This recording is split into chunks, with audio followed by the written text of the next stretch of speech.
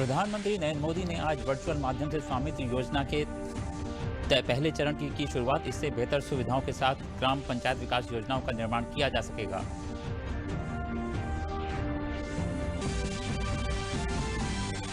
प्रधानमंत्री नरेंद्र मोदी ने स्वामित्व योजना का शुभारंभ करते हुए कहा, पिछली सरकारों ने लोगों को आधारभूत सुविधाओं से वंचित रखा।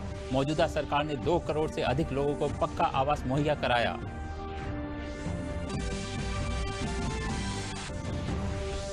संपूर्ण क्रांति के जनक लोकनायक जयप्रकाश नारायण की जयंती आज। प्रधानमंत्री नरेंद्र मोदी ने उनको नमन करते हुए अपने ट्वीट में कहा, हमारे लोकतांत्रिक लोकाचार्य पर जब हमला हुआ तो जन आंदोलन का उन्होंने नेतृत्व किया। प्रधानमंत्री नरेंद्र मोदी द्वारा 8 अक्टूबर को कोरोना संक्रमण के खिलाफ शुरू किए गए जन जागरूकता अभियान यूनाइट टू फाइट कोरोना अब बन गया जन आंदोलन। विभिन्न क्षेत्रों की मशहूर शख्सियत इसके समर्थन में आगे आ रही हैं। नमस्कार, मैं हूं पंकज कुमार बिंद्रा और अब समाचार विस्तार से। प्रधानमंत्री नरेंद्र मोदी ने आज वर्चुअल माध्यम से लोगों को जमीन के मालिकाना हक का कागज देकर स्वामित्व योजना के पहले चरण की शुरुआत की। इस योजना से देश के 6 राज्यों के 763 गांव के लगभग 1 लाख लोग लाभान्वित हुए हैं। इस योजना के तहत अगले 4 साल में 6.2 लाख गांव को कवर किया जाएगा। सटीक भूमि रिकॉर्ड से संपत्ति विवादों को कम करने और वित्तीय तरलता को बढ़ावा मिलता है। योजना के तहत देश भर में लगभग 300 नियमित प्रचालन प्रणाली स्टेशन की स्थापना होगी। इससे बेहतर सुविधाओं के साथ ग्राम पंचायत विकास योजनाओं का निर्माण किया जा सकेगा। भू संपत्ति मालिक अपने मोबाइल फोन पर SMS के द्वारा प्राप्त होने वाले लिंक से संपत्ति कार्ड डाउनलोड कर सकेंगे। सरकार की इस महत्वाकांक्षी योजना से बड़ी संख्या में ग्रामीण आत्मनिर्भर बन सकते हैं।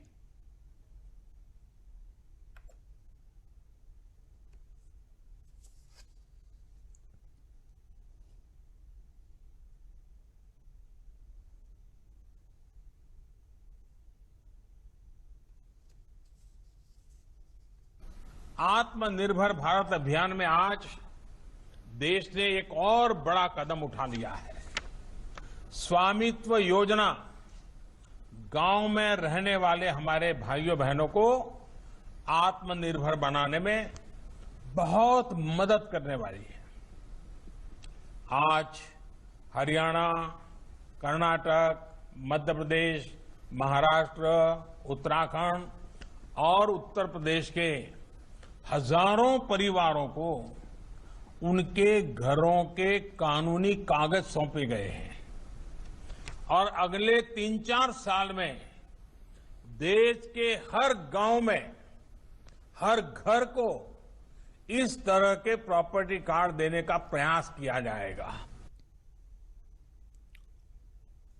प्रधानमंत्री ने अपने संबोधन में कहा कि इस योजना के माध्यम से देश में आत्मनिर्भर भारत की ओर एक और बड़ा कदम बढ़ाया है। उन्होंने कहा कि ये योजना गांव में रहने वाले लोगों को आत्मनिर्भर बनाने में बहुत मददगार साबित होगी। ये अधिकार एक प्रकार से कानूनी दस्तावेज है। आपका घर आप ही का ही है। आपके घर में आप ही रहेंगे। आपके घर का क्या उपयोग करना, इसका निर्णय आप ही करेंगे। न सरकार उसको कुछ दखल कर सकती है, न अड़ोस पड़ोस के लोग कर सकते हैं। ये योजना हमारे देश के गांवों में ऐतिहासिक परिवर्तन लाने वाली है। प्रधानमंत्री ने कहा कि यह योजना ग्रामीण परिवर्तन की दिशा में एक ऐतिहासिक प्रयास है। उन्होंने कहा कि संपत्ति कार्ड लाभार्थियों को उनकी संपत्तियों पर कानूनी अधिकार देते हैं। आज इतना विराट काम एक ऐसे दिन हो रहा है, इस दिश का बहुत बड़ा महत्वपूर्ण है। आज के दिवस का हिंदुस्तान के इतिहास में भी बहुत बड़ा महत्व है और वो है आज देश के 2 महान सपूतों की जन्म जयंती है। एक भारत रत्न लोकनायक जयप्रकाश नारायण और दूसरे भारत रत्न श्री नानाजी देशमुख। इन दोनों महापुरुषों का सिर्फ जन्मदिन ही आज 11 अक्टूबर ऐसा नहीं है, एक ही तारीख को पड़ता, इतना ही नहीं है, बल्कि ये दोनों महापुरुष देश में भ्रष्टाचार के खिलाफ, देश में ईमानदारी के लिए, देश में गरीबों का, गांव का कल्याण हो, इसके लिए दोनों की सोच एक थी, दोनों के आदर्श एक थे, दोनों के प्रयास एक थे। प्रधानमंत्री ने पिछली सरकारों पर निशाना साधते हुए कहा कि लोगों को आधारभूत सुविधाओं से वंचित रखा गया। उन्होंने कहा कि मौजूदा सरकार ने 2 करोड़ से अधिक लोगों को पक्का घर मुहैया कराया है और आगे भी लोगों को मूलभूत सुविधाएं उपलब्ध कराने के लिए प्रतिबद्ध हैं। 6 दशक तक गांव के करोड़ों लोग बैंक खातों से वंचित थे। ये खाते अब जाकर के खुले हैं। 6 दशक तक गांव के करोड़ों लोगों के घर में बिजली का कनेक्शन नहीं था। आज हर घर तक बिजली पहुंच चुकी है। 6 दशक तक गांव के करोड़ों परिवार शौचालय से वंचित थे। आज घर घर में शौचालय भी बन गए हैं। साथियों, दशकों तक गांव का गरीब गैस कनेक्शन के लिए सोच भी नहीं सकता था। आज गरीब के घर भी गैस कनेक्शन पहुंच गया है। दशकों तक गांव के करोड़ों परिवारों के पास अपना घर नहीं था। आज गांव के करीब करीब 2 करोड़ गरीब परिवारों को पक्के घर मिल चुके हैं और आने वाले बहुत ही कम समय में जो बचे हुए हैं उनको भी पक्के घर मिले, इसके लिए मैं जी जान से लगा हुआ हूं। प्रधानमंत्री स्वामित्व योजना ग्रामवासियों को अपनी आवासीय संपत्ति का मालिकाना हक दिलाने के साथ आत्मनिर्भर बनाने में बहुत मददगार साबित हो रही है। इससे लाभार्थी लोन व अन्य आर्थिक गतिविधियों के लिए अपनी घरौनी का इस्तेमाल कर सकते हैं। प्रधानमंत्री नरेंद्र मोदी ने आज वीडियो कॉन्फ्रेंसिंग के जरिए 1 लाख भू संपत्ति मालिकों को स्वामित्व योजना के तहत प्रॉपर्टी कार्ड के वितरण का शुभारंभ किया। उसी क्रम में केंद्रीय ग्रामीण विकास राज्य मंत्री साध्वी निरंजन ज्योति ने फतेहपुर जिले के गांधी सभागार कलेक्ट्रेट में पहुंचकर स्वामित्व योजना के चयनित 9 गांव के लाभार्थियों को घरौनी का प्रमाण पत्र सौंपा और उनको बधाई दी। वहीं घरौनी लाभार्थियों ने बताया कि हम लोगों ने कभी सपने में भी नहीं सोचा था कि स्वामित्व योजना के से घर का मालिकाना हक मिलेगा।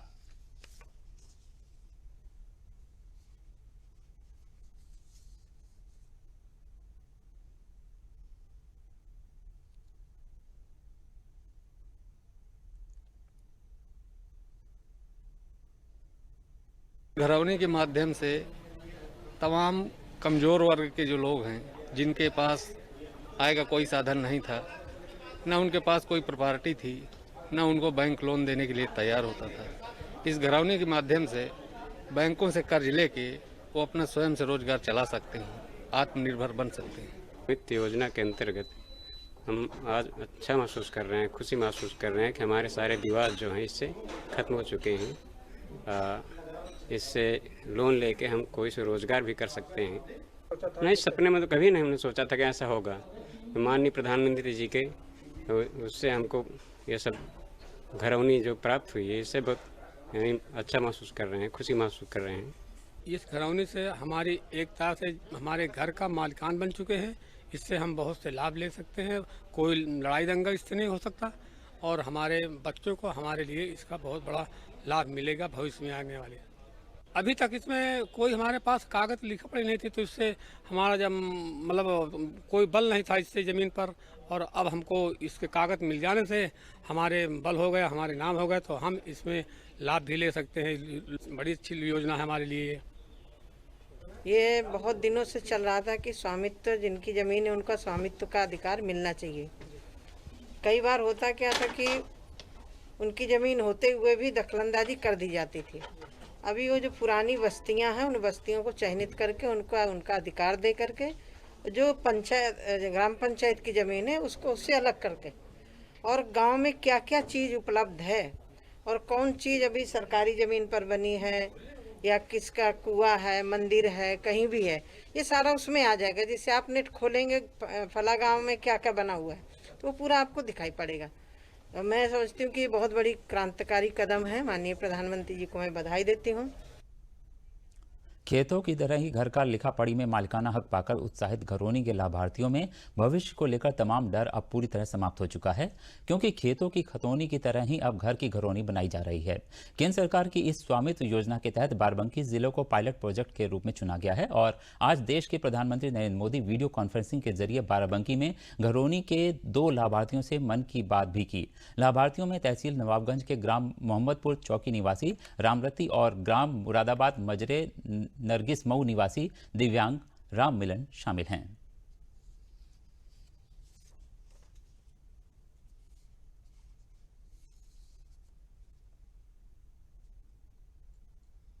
मिली है, पक्का कागज मिल गया, यही फायदा है। कागज नहीं था, घर का मेरे अब पक्का कागज हो गया है, इससे हम लोन ले सकते हैं। पहले दिक्कत नाली है और रास्ता ले थोड़ा ढूंढ कर रहे हैं, यहाँ से हमारा है, यहाँ से हमारा है, ये होता था, कुछ नहीं है। हमारा जहाँ से है वो पक्का कागज हो गया है। घरौनी मिलने से हम मजबूत हो गए हैं। हमारा घर अब कोई हमसे छीन नहीं सकता है और उस पर हमको बहुत सहायता प्रधानमंत्री मोदी से मिल गई है कि अब हमारा घर हमको सुरक्षित है, मजबूत है। आज का पहले काफ़ी लोग भी कहे कि अरे घर आपका नहीं है, खाली करो, ये बहुत धमकी भी मिली, मगर आज का मजबूत हो चुके कि अब हमारे घर से कोई हमें निकाल नहीं सकता है। विश्व के सबसे बड़े लोकतंत्र को आपातकाल के दौरान अपने संघर्षों से नया जीवन देने वाली संपूर्ण क्रांति के जनक लोकनायक जयप्रकाश नारायण को उनकी जयंती पर नमन करते हुए प्रधानमंत्री नरेंद्र मोदी ने ट्वीट कर कहा कि मैं लोकनायक जयप्रकाश नारायण की जयंती पर उन्हें नमन करता हूं।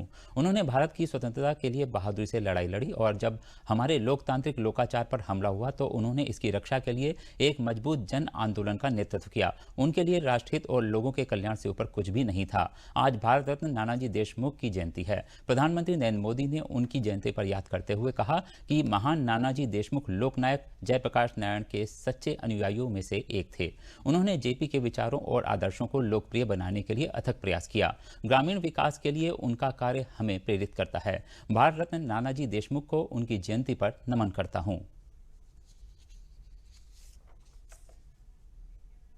केंद्रीय सूचना एवं प्रसारण मंत्री प्रकाश जावड़ेकर ने ट्वीट कर जेपी नारायण को नमन किया। उन्होंने कहा कि भारतीय स्वतंत्रता संग्राम में अहम भूमिका निभाने वाले मां भारती के सच्चे सपूत लोकनायक श्री जय प्रकाश नारायण की जयंती पर उन्हें नमन। लोकतांत्रिक मूल्यों की रक्षा के लिए समर्पित उनका जीवन हमेशा प्रेरणा देता रहेगा। आपातकाल के खिलाफ उनकी लड़ाई कोई नहीं भूल सकता। नानाजी देशमुख को नमन करते हुए केंद्रीय मंत्री ने कहा कि प्रबुद्ध राष्ट्र सेवक श्री नानाजी देशमुख की जयंती पर उन्हें कोटि कोटि वंदन। ग्रामीणों के विकास और समाज की निस्वार्थ सेवा के प्रति उनकी प्रतिबद्धता हमेशा प्रेरणा देती रहेगी। समाचार और भी हैं, लेकिन पहले लेते हैं ये विराम।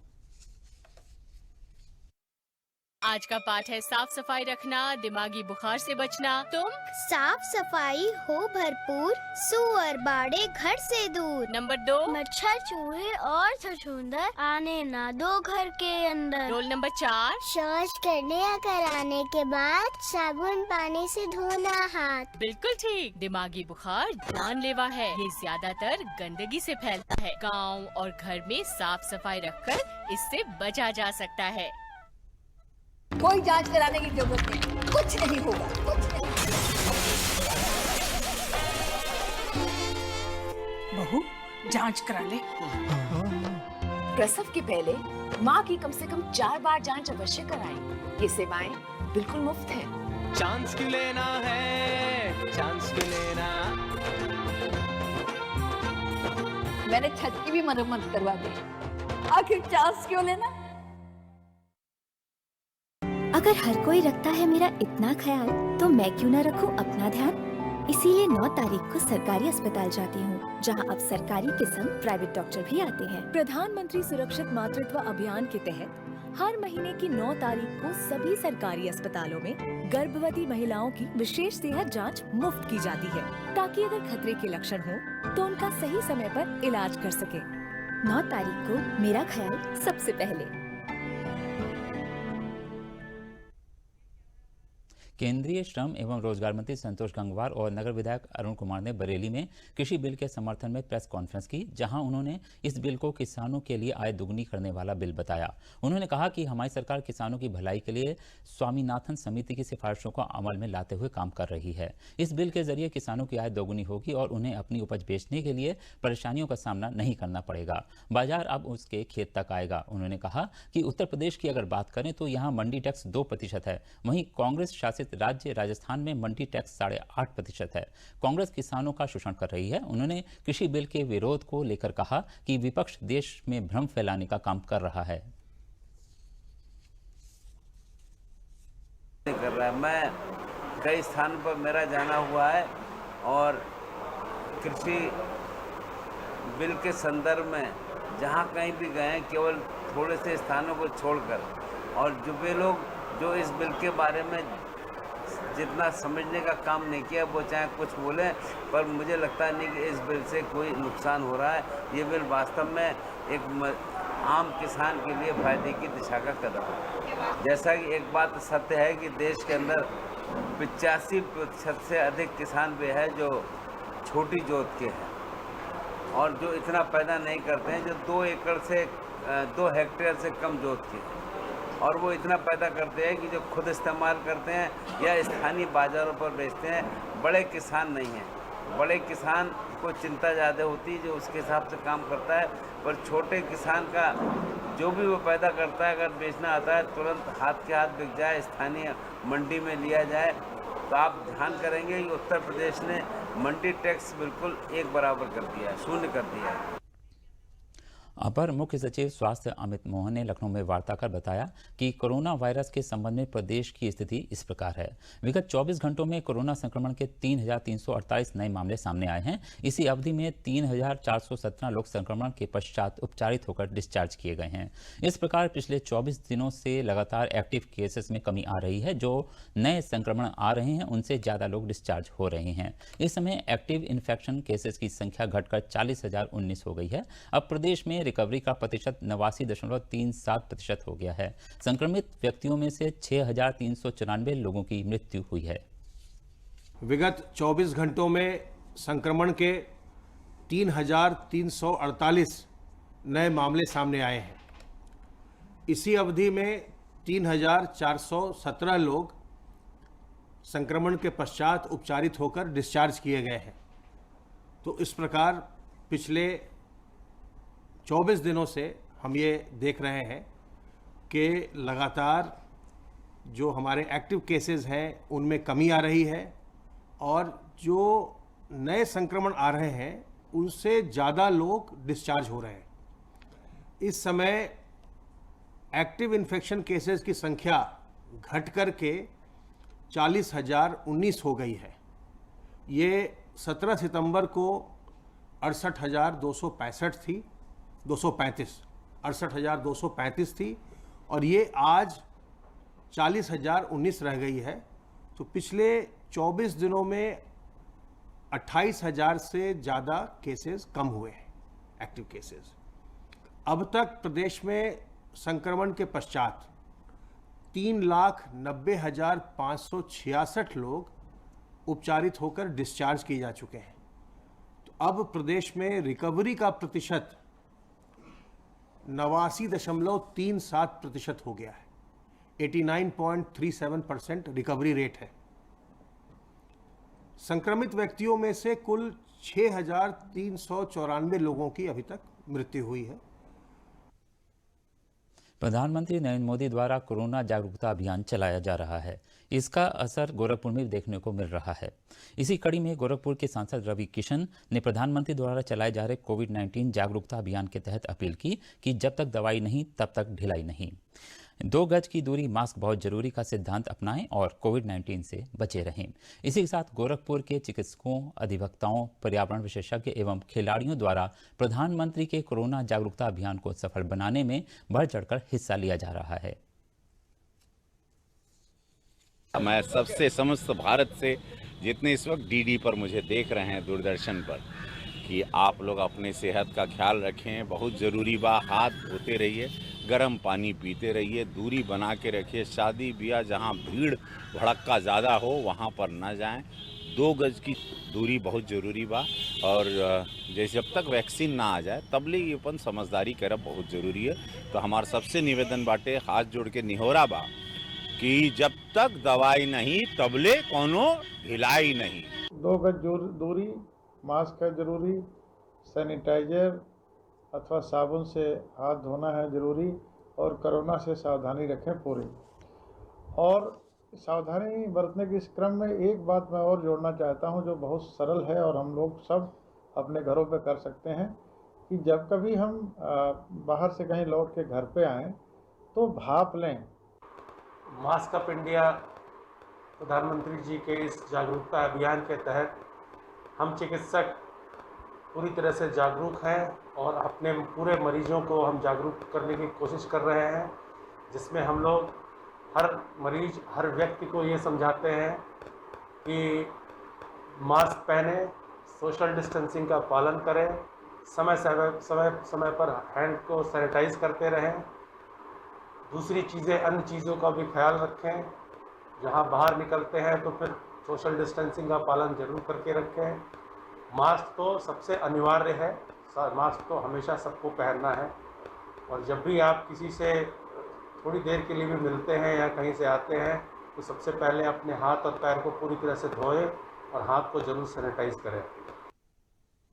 पर्यावरण, वन्य तथा जलवायु परिवर्तन मंत्रालय द्वारा फसल अवशेष प्रबंधन के माध्यम से किसानों में जलवायु सुदृढ़ता निर्माण पर एक परियोजना स्वीकृत की है। इसका उद्देश्य न केवल जलवायु परिवर्तन प्रभाव को मिटाना, अनुकूल क्षमता को बढ़ावा देना है, बल्कि पराली जलाने से होने वाले प्रतिकूल पर्यावरण प्रभावों से निपटना भी है। जलवायु परिवर्तन को देखते हुए सरकारें सजग हो चुकी हैं। वातावरण में फैल रहे प्रदूषण को कम करने के लिए सरकारों ने कदम उठाने शुरू कर दिए हैं। पिछले कुछ वर्षों में ठंड के शुरू होने के समय प्रदूषण का स्तर बहुत अधिक बढ़ जाता है, जिसका एक मुख्य कारण पराली जलाना भी चिन्हित किया गया है। राष्ट्रीय हरित प्राधिकरण और सर्वोच्च न्यायालय द्वारा भी इस पर रोक लगाने के आदेश दिए गए हैं। उत्तर प्रदेश सरकार ने ये आदेश दिया है कि किसानों को फसल अवशेष जलाने से होने वाली हानि से अवगत कराया जाए और फसल अवशेष प्रबंधन के लिए किसानों को कृषि यंत्र योजना के तहत अनुदान पर जल्द ही फसल अवशेष प्रबंधन यंत्र दिए जाएं। माननीय उच्चतम न्यायालय ने और एनजीटी के माध्यम से भी और उनके निर्देशों के क्रम में राज्य सरकार ने भी ये व्यवस्था की है कि धान की कटाई के पश्चात या जो हमारा गन्ने की फसल के कटाई के पश्चात जो अवशेष हैं उनको जलाना पूरी तरह से प्रतिबंधित कर दिया है। तो मेरा अपील रहेगा सबसे कि कृपया करके पराली ना जलाएं। प्रदेश के अपर मुख्य सचिव कृषि देवेश चतुर्वेदी का कहना है कि किसान भाइयों को सरकार इसके लिए वैकल्पिक व्यवहारों को अपनाने के लिए प्रोत्साहित भी कर रही है। इसके प्रयोग से आजीविका विकल्पों को बढ़ाने में मदद मिलेगी और उनकी आय भी बढ़ेगी। उन्होंने कहा कि वर्तमान में मशीनों के प्रभावी उपयोग के साथ फसल अवशेषों के समय पर प्रबंधन के लिए अनेक तकनीकी उपकरण उपयोग में लाए जा रहे हैं, जिसके लिए सरकार सब्सिडी भी दे रही है। किसान भाइयों बहनों को रबी की बुआई ठीक से हो जाए कटाई के बाद, उसके लिए हमने बहुत बड़ी तरीके से इन सीटू के संयंत्रों को सब्सिडी पे देने की योजना पिछले 2 वर्ष से चल रही है और इस साल भी चल रही है। और बड़ी संख्या में हम लोगों ने कृषि यंत्र जो कि पराली प्रबंधन कर देते हैं उसका हम लोगों ने गांव-गांव में व्यवस्था की है। लखनऊ के किसान पराली न जलाने की नई तकनीकों के माध्यम से खेती कर रहे हैं और इन किसानों को फसल कटाई के बाद पराली जलाने की जरूरत नहीं पड़ती। पराली यहाँ जलाते नहीं, इसको बटोर के किनारे लगाकर खाद बना देते हैं, नहीं नुकसान कोई नहीं होता है। लोग पराली नहीं जलाता हूँ, मैं लोग पीट के इसी में खाद बना देता हूँ खेत में, और सरकार की योजना बढ़िया है। हम सबसे कहते हैं कि पराली यहाँ न जलाया जाए, खेत को नुकसान होता है, पॉल्यूशन बढ़ता है बहुत। ये सरकार को हमें बहुत बहुत धन्यवाद मैं कहता हूँ और ये योजना मुझे बहुत अच्छी लगी।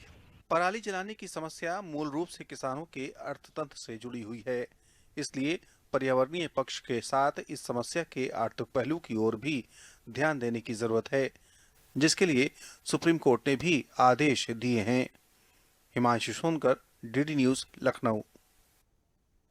उत्तर प्रदेश लोक सेवा आयोग प्रयागराज द्वारा आयोजित सम्मिलित राज्य प्रवर अधीनस्थ सेवा प्रारंभिक परीक्षा 2020 एवं सहायक वन संरक्षक क्षेत्रीय वन अधिकारी 2020 की लिखित परीक्षा प्रारंभिक आज 2 पालियों में झांसी के 43 परीक्षा केंद्रों पर संपन्न हुई। जिलाधिकारी झांसी आंद्रा वामसी ने बताया कि सकुशल, निष्पक्ष एवं शुचिता पूर्वक परीक्षा कराए जाने के संबंध में कोविड-19 के प्रोटोकॉल का पूरी तरह पालन किया गया।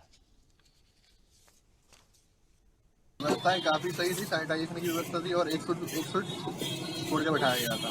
सर बढ़िया थी, सोशल डिस्टेंस का पूरा ध्यान रखा गया और एग्ज़ाम में बाकायदा सैनिटाइज से हाथ धुलाए गए और मतलब मास्क से यानी कि एग्ज़ाम दिया। यहाँ पे मैं आज परीक्षा देने आई थी UPPCS की, तो यहाँ पे कोरोना के तहत जो भी प्रबंधन थे वो बेहतर थे, सैनिटाइज़र वगैरह और है ना जो डिस्टेंस की सिटिंग अरेंजमेंट था वो भी काफ़ी बेहतर था और बाकी सारी व्यवस्थाएं काफ़ी उत्तम थी। जनपद कानपुर देहात के मैथा में प्रधानमंत्री गरीब कल्याण योजना के अंतर्गत मजदूर महिलाएं नंदना समूह के माध्यम से सफलता की नई इबारत लिख रही हैं। मदारपुर की महिलाएं अपने समूह में सूचना बोर्ड बना रही हैं। इससे होने वाली आय को खेती और पशुपालन में लगाकर अपने परिवार की आय बढ़ाने में लगी हैं। बीते सितंबर 2019 में प्रदेश की राज्यपाल आनंदीबेन पटेल ने 55 ग्राम पंचायतों में 105 सूचना बोर्ड बनाने का वर्क ऑर्डर दिया था। यह पहला वर्क ऑर्डर था जिसमें महिलाओं को काफ़ी आय हुई थी। इसको देखते हुए CDO ने महिलाओं को 1000 और सूचना बोर्ड बनाने के ऑर्डर देने के निर्देश दिए थे। एक वर्ष में नंदना स्वयं सहायता समूह की महिलाओं ने करीब 78,000 की बचत की, जिसमें महिलाएं उत्साहित हैं।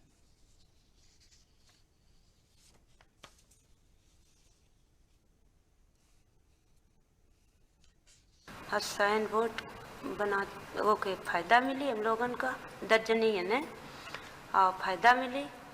पहले चूल चौका घर करती रहन तो कोई खेती किस नहीं करते थे आदमी, अब भाई लॉकडाउन लग गया, कोई पैसा घर रहे आना नहीं लगा, तो ये मजूर गए समूह में 10 जनी है ने, तो ये घर पैसा खैर 1000 खान रुपया कमा लेती इन सब जनी मिल के ना 10 जनी। जब से मैं समूह में जुड़ी हूँ तब से मुझे बहुत अच्छा लाभ मिला है। तो हमने समूह में ये बोट बनाना शुरू किया तो 1000 रुपये से 500 से 1000 रुपये मैं कमाने लगी। तो हमने सोचा सब लोग मिल के क्यों पैसा मिले, लेबर मिस्त्री को तो हम लोग खुद बना लेंगे। हम कमाने लगे तो अपने 500 से 1000 रुपये हम कमाने लगे, बोट बनाना शुरू किया। तो ये प्रधान की वजह से मेरा समूह चलने लगा। तो बहुत धन्यवाद है जो हमको ये काम मिला। 10 लोग हम लोग हैं समूह के और ये बना रहे हैं साइन बोर्ड। और सरकार की तो बहुत अच्छी है योजना जो हम लोग घर बैठे अपना कमा रहे हैं, इसका हम बहुत वो कर रहे हैं, आभारी हैं जो हम। स्वयं सहायता समूह जो नंदना स्वयं सहायता समूह है, माननीय राज्यपाल महोदया के द्वारा विगत वर्ष एक वर्क ऑर्डर दिया गया था CIB बोर्ड बनाने का। प्रत्येक महिला कम से कम एक बोर्ड पे लगभग 1000 रुपये बचता है। वो समूह की महिलाएं उससे अपने व्यवसाय में अन्य कुछ छोटे छोटे ऋणों के रूप में लोगों को दे करके उससे जो अर्जित हो रहा है, तो बड़े लोन के लिए भी प्रयास किए जा रहे हैं। कुछ महिलाओं को उनके परिवार वालों को स्वतः रोजगार खोलने के लिए 50,000 तक की भी योजना है कि उनको ऋण दिया जा सके।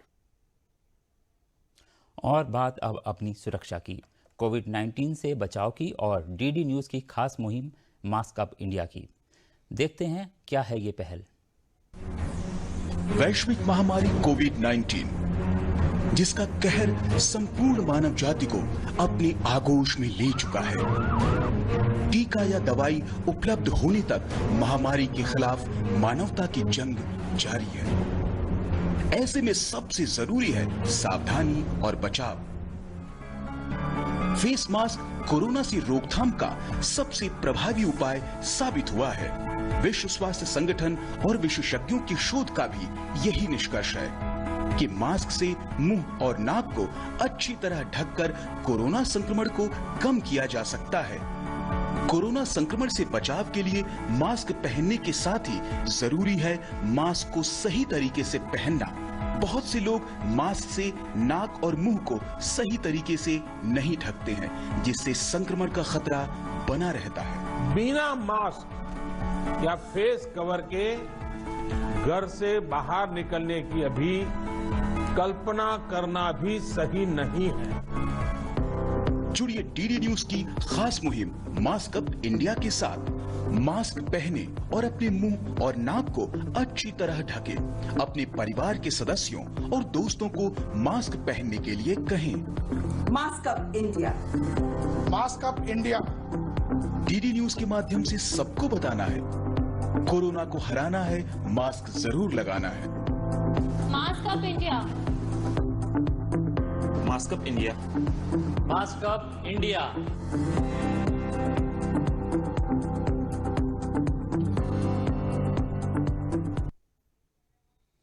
कोरोना को हराना है, मास्क जरूर लगाना है। कोरोना से बचने और खुद को सुरक्षित रखने के लिए आप सभी से अपील है कि मास्क जरूर पहनें, 2 गज की दूरी रखते हुए सोशल डिस्टेंसिंग का पालन करें और बार बार साबुन से अपने हाथ जरूर धोते रहें।